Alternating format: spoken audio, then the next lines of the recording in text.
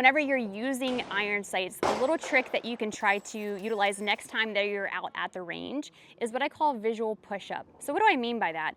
Well, let's say you have a target here. You're gonna take your finger and you're gonna cover that object that you're looking at. Make sure the object is very, very small. Also, a key point is you wanna keep both eyes open as much as you can. I know it's kind of tough, but it's important. So what I'm looking at here is the target is very crystal clear. I can see that little black square on my target, but my finger's covering it. But I'm focused on that black square. So what is that doing? That's making my finger blurry or double, right? Now what I'm gonna do is I'm gonna switch my focus to my fingernail. So now my fingernail is very crystal clear, but the target that I was originally looking at is now blurry or double. Now I can switch my focus back to the target. That's what I call visual push-up. You can force your eyes to look at one small object in between the two distances from your eyes to the target. So when you're shooting with iron sights, something that you might want to practice with next time you're out at the range is to have your target in crystal clear view. Then you can switch your focus to your iron sights, trying to line them up as best as you can, the front sight in relationship to the rear sights. Then you can switch your focus back to the target and then take the shot and see what happens.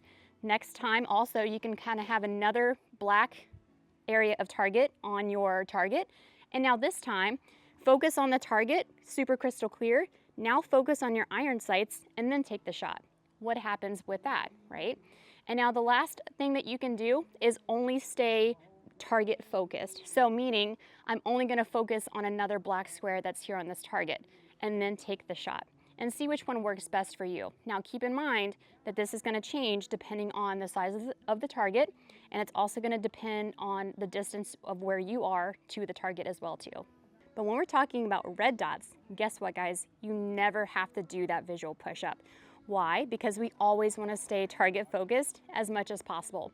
There might be some scenarios when you might wanna switch that focus to the red dot, but typically I would say 95 to 99% of the time, you always wanna stay target focused.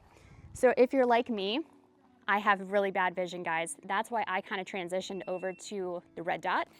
And it has substantially helped me whenever I'm tracking sights, I'm calling my shots, I can pick up my sight a lot quicker. The red dot has done wonders for me. Guys, there is so much more that I can talk about when we're talking about red dots versus iron sights and the advantages when using a red dot and what you can actually use it for. I'd highly recommend that you take one of our classes and discover it on your own. Definitely check out our website, link in our bio, schedule a time to have one of our classes. I promise you it's gonna be worth it.